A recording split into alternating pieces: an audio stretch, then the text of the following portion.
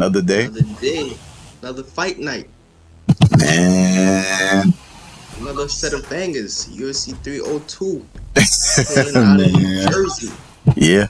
This is a goodie, bro. This was a few goodies. It was a whole card of goodies, you know what I mean, going into 303 that's coming up. But this was especially the first two fights on the card. From the undercard we had Strickland against Paulo Costa, which we'll touch on that later. That's a fight that has a lot of implications in regards to that division, the middleweight division. But first, we gotta cover the number one pound for pound fighter in the world, Islam Makhachev, against Not according Dustin. to Dana White. What? Not according to Dana White. Not according to, at the press conference, he said you cannot call Islam Makhachev the pound for pound number one fighter in the world when you have a man in John Jones walking this planet. Wow. He was adamant on that. He stood on it. Like, listen, he said, listen, I'll even go as far as I remember one of the reporters was who was arguing for Islam said, like, but look at the inactivity of John Jones as opposed to Islam. And he said, well, watch this. John Jones took 3 years off and still came back to beat the number one prospect in the heavyweight division. Like it was nothing. And he said, and to his point, he did say, which I think which was my reason why I took Izzy off the pound for pound list before. He did what the pound for pound is supposed to do, which go to another weight class and dominate. John Jones actually went to heavyweight and dominated. This is the words from Dana White. That's interesting. I mean, we ourselves had John Jones number one pound for pound when he won the heavyweight title. That's fair. I still do have him as number one. You still have the inactivity.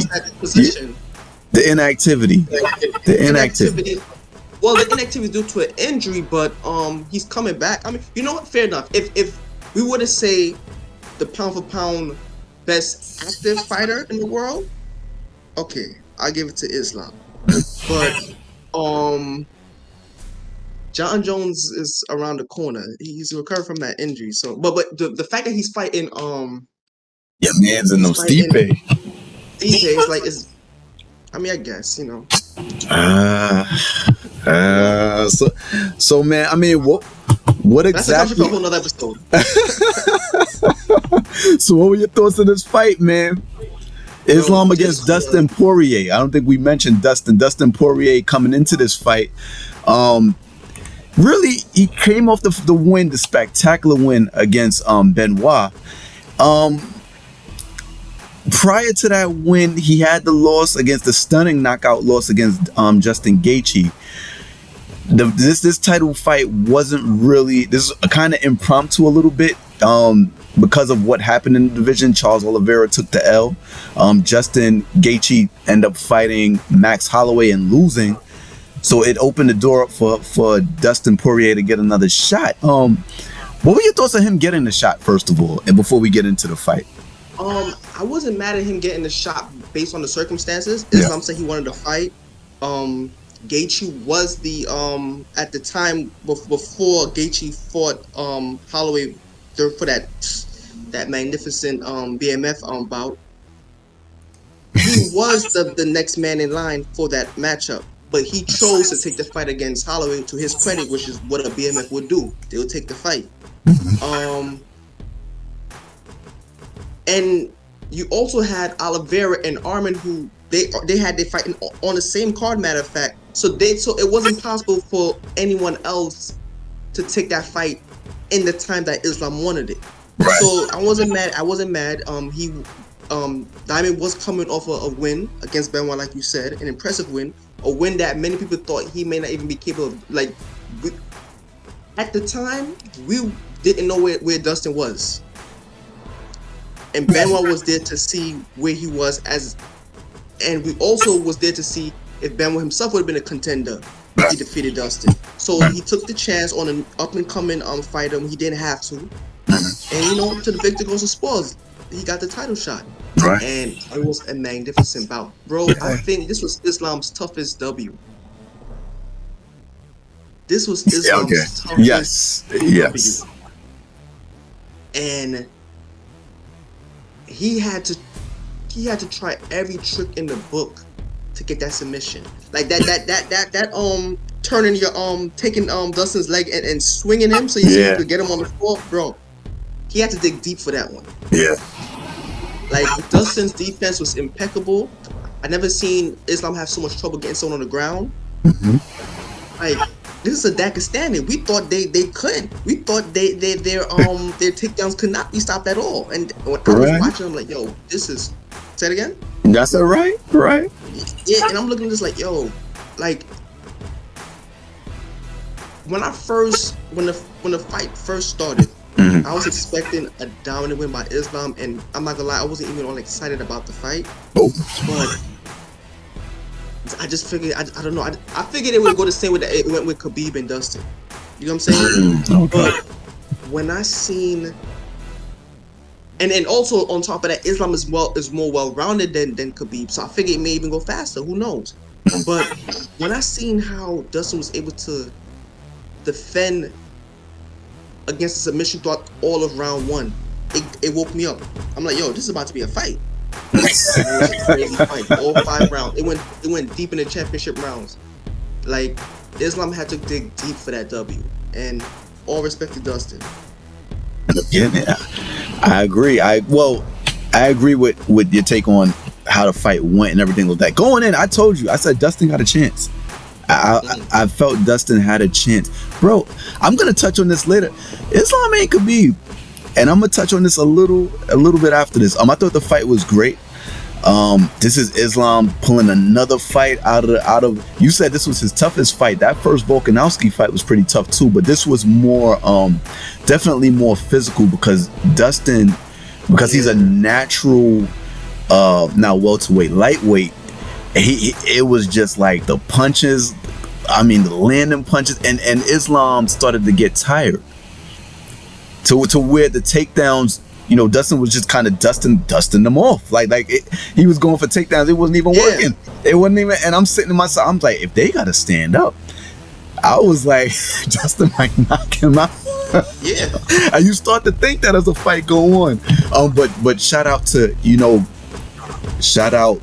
Islam. This is what great fighters do. They dominate, and not only do they dominate, they win the ones that the close ones. You know what I'm saying? They're not just front. See, what Islam is showing is that he's a great champion because he's not just a front runner. You got a lot of guys that dominate, but you never get to see what happens when a fight gets close, or if a fight does get close, they fold up.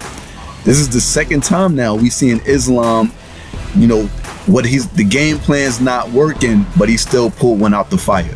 So, and I think at the highest level too. So I commend him for that. I thought that was really dope on behalf of Islam. But you know what? Before we get to Poirier, I gotta ask this question.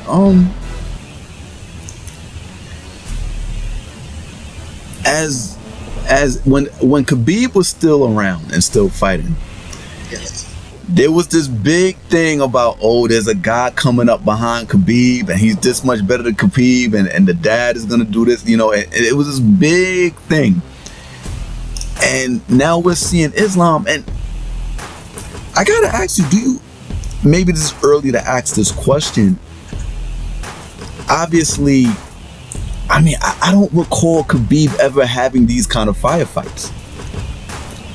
And Khabib wasn't a stand-up guy. He didn't stand up. I mean, but still, regardless, he dominated.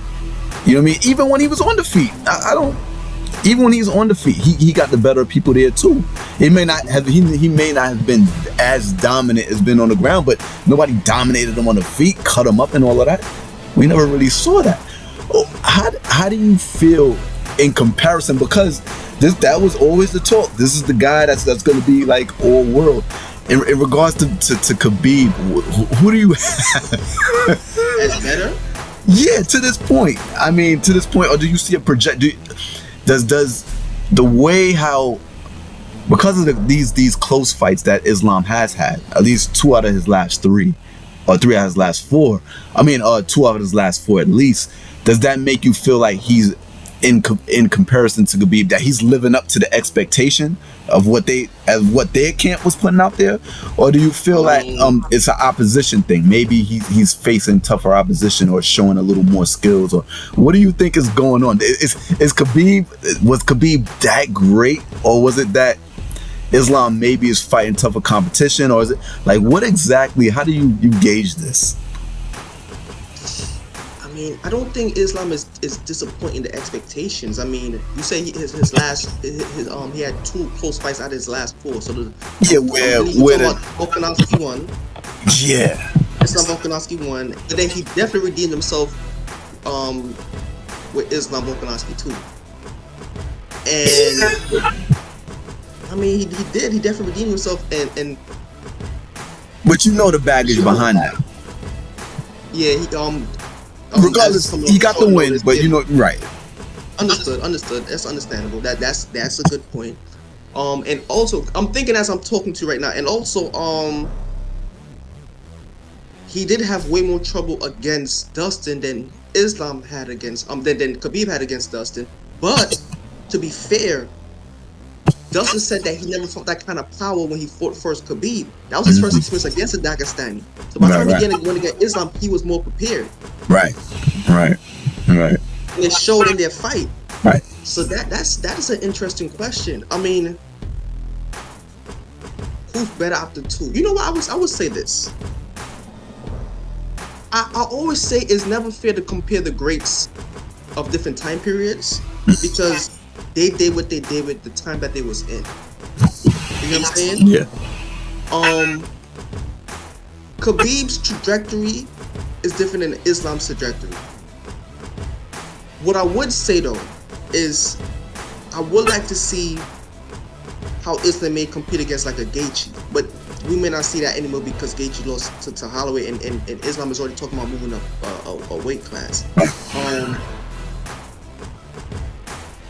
Islam has 1 L on his record as opposed to Khabib. Right. This is a very good question. I definitely feel like he has lived up to the expectation that was right. Yeah, absolutely, absolutely. But as to who is the better fighter overall, Khabib or Islam?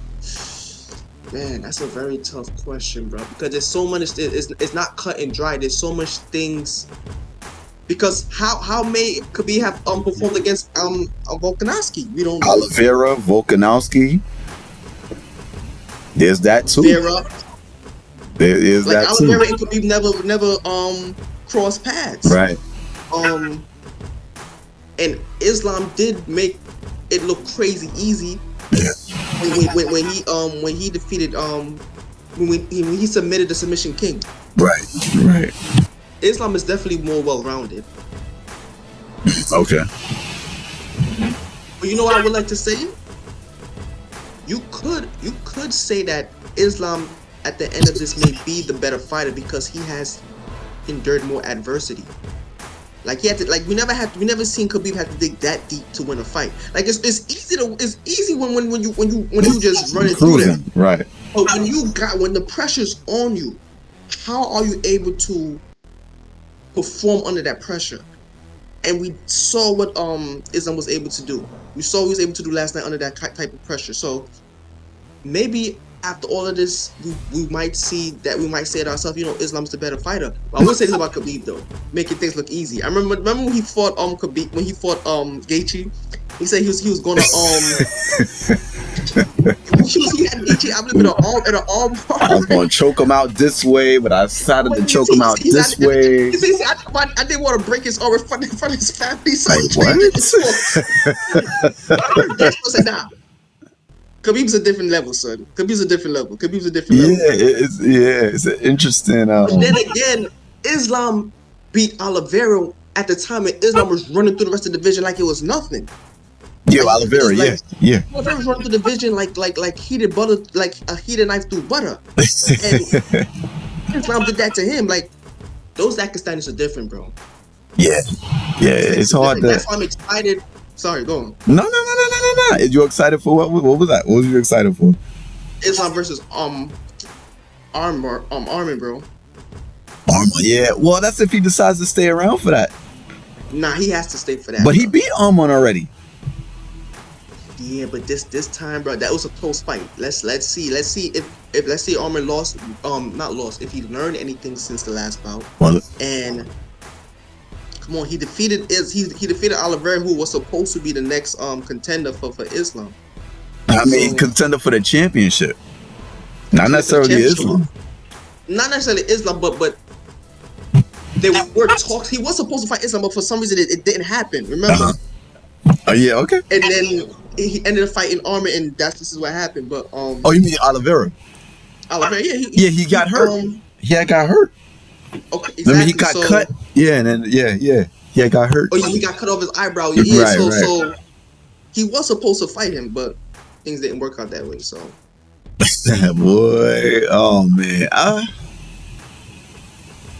it's interesting. Right now we're talking about, it depends on the time frame, because right now we got Leon, because he's talking about going. I think he's pretty serious about going up. No, he wants to. Armon might be fighting somebody else for that belt, man. He might be fighting Gaethje or somebody else for the belt, because right now it sounds like Islam's about to move up, man. And that'd be interesting to see between Leon Edwards and your man, remember the name? I can't remember his name. Bilal Muhammad. I shot a blank. Bilal Muhammad. So I mean, we'll see what goes on with that. What do you think? What's next for Dustin? I mean, obviously it sounds like after the fight, he seems like Dustin, one foot in, 1 foot out, maybe retiring. Yeah, at this point, I think only Dustin knows what Dustin wants. Like Dustin said it himself, he doesn't want to fight this for another fight. So, you said title shot. If Islam moves up a weight class, but he's not leaving behind. He wants to be a double champ, so he's not really leaving the belt behind. So okay, if that's gonna say if Islam moves up, then probably Dustin could fight Armin, but he's not relinquishing the belt. To me, I think the only fight that I'll probably gain his interest is Conor. How about a part 3 with Gaethje? Why? They won one. To finish the trilogy? They won one. Right, I do hate unfinished trilogies. You're right about that. I do hate unfinished trilogies. But I don't know if it don't seem to me like Dustin's interested in that.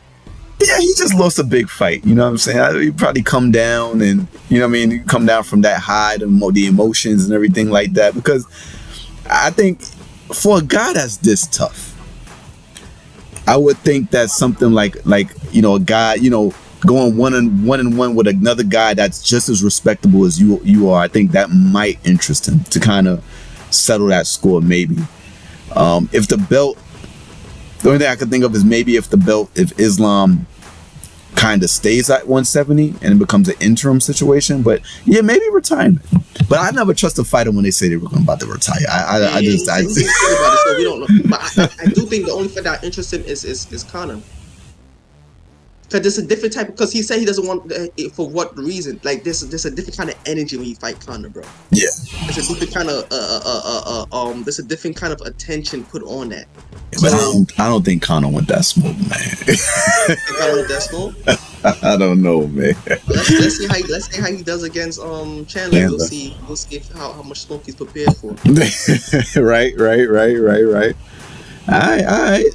So on to the co-main event. We had Sean Strickland against Paulo Costa, middleweight contender fight. Former champion Sean Strickland going up against the always dangerous Paulo Costa, man. What did you think of this fight?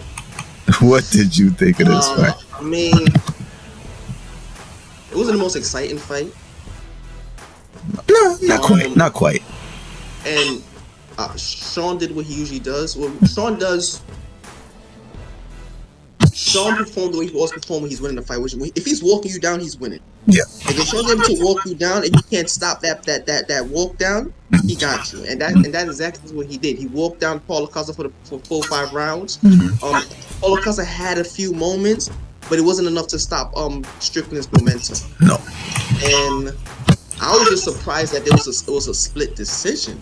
That was my thing. Yeah. I think that goes into. I was surprised it was a split decision too, but I think this is the same way I felt about Strickland when he fought Duplessis. He has a way. I feel like he has to find a way. He's excellent defensively. He's excellent, but to convert that into offense more fluently, I think may be an issue for him. He's walking you down. He's aggressive in the posture. He's aggressive in the geography of the fight as he's walking guys down. He's dressed down in defense, but to turn it out, to get the punches off and turn it around into offense, it seems like it isn't as fluid.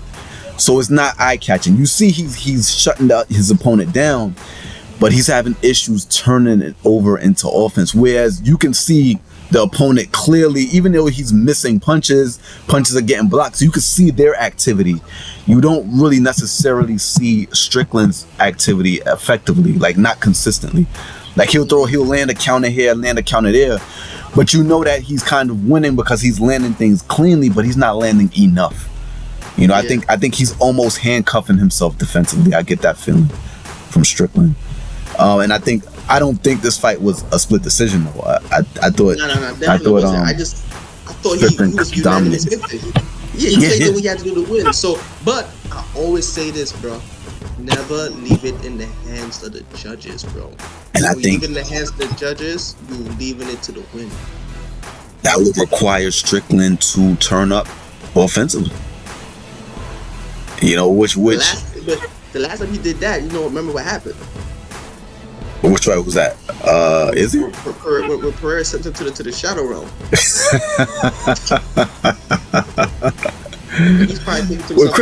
Credit to Strickland. He's gotten a lot better. He's gotten better. Well, because he was good then. He was actually good then too. But but he has trained with Pereira. Yeah. With Pereira, so I'm gonna tell you.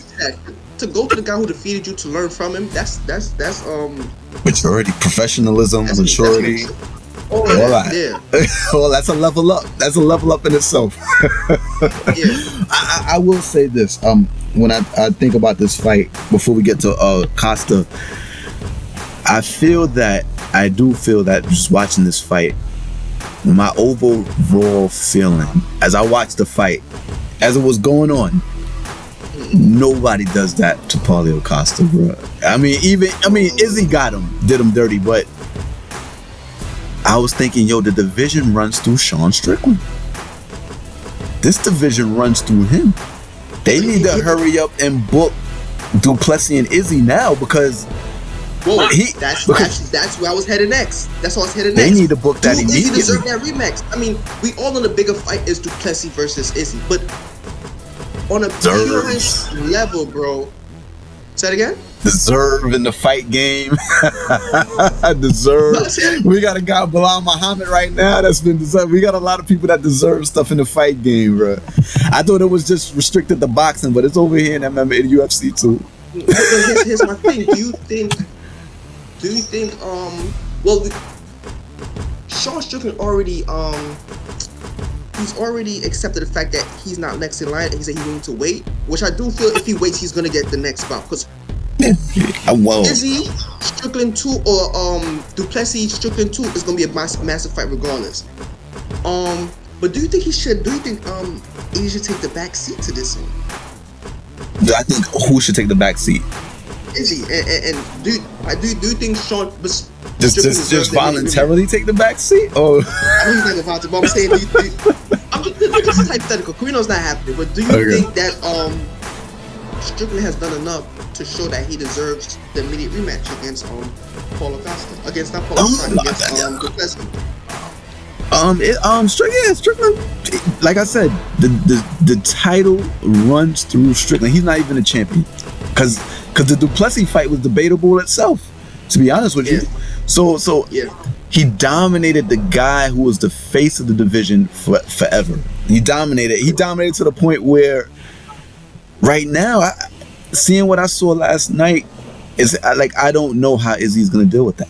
Which is why I say, off grip, if Izzy get the belt, I feel like the belt is gonna fall back in the hands of Strickland. But But this Duplessis if Duplessis wins, he's looking at Strickland again too, based on the fact how the first fight went. Both of them are looking at. So I don't. You can give it. I mean, I don't want to say give it because I think Izzy based on. I know you weren't crazy about him getting the rematch. For me, I'm okay with Izzy getting the rematch. I think that he's a legend. No. Let me get this straight. I'm definitely gonna watch it. That is the biggest fight. Yeah. Watching is not an issue. That is the biggest fight that the UFC could for the 185 division. Right. What I was saying was, what is going to be the justification for making that fight? Easy. Well, as far as selling it, or as far as easy, that's an easy sell. Izzy is a legend. Is a legend, a legend coming back in the fight again. So that's an easy sell. Izzy is a sell. Yeah, I think Izzy would be the biggest sell than Strickland because of his status. I mean, not as far as credibility in regards to what happened. That's what I'm saying. Like, that's what I'm saying. But how do you justify it in terms of credibility? But they were just gonna ignore it. Yeah, but I don't think no one's gonna argue. I get what you're saying. And maybe this is the fan in me that wants to see that fight a little more. No, the fan wants to see it too. Because I feel like, because here's what I feel. I feel that I don't think Izzy could beat Strickland. So if Izzy doesn't beat Strickland, if Duplessis and Izzy fight later down the road, it doesn't have the same credibility. I mean, it doesn't have as much. It's not as much to it. It's just a grudge match, which is cool. But when you could put a title on the line, and then if Izzy does beat Duplessis, like I said, all roads still lead back to Strickland, and because of that, I don't have an issue with the fight. So for that reason, I don't have an issue with the fight. Do I think Strickland should go? Huh? No. I'm saying that's a fair point because we know. Is getting that title. It's going right back to If that's what they want, and we go back to what's. It's going right back to all roads. As I watched the fight last night, I'm sitting there. I'm like, man, he's doing this to Costa, bro. Costa looked like he's on his. I'm trying to think in my mind, when have I ever seen Costa on his back foot like that, backpedaling, backing up? I'm like, dang. Not even Izzy. That's why he got knocked out. He was in the trenches trying to really fight Izzy. Like this fight, I'm like, man. I'm like, Strickland got the remedy, but I just think that he has to find a way to turn his defense into offense a little more regularly, just more fluidly, because he'll always be there for a decision to lose. Like it'll be there. If guys don't get knocked out by him, by his effective punches, because he is effective when he lands, but it's just not a lot. So I mean, if somebody's busy and is able to hang around to the end, they're gonna win. They're gonna have a good argument to win a fight.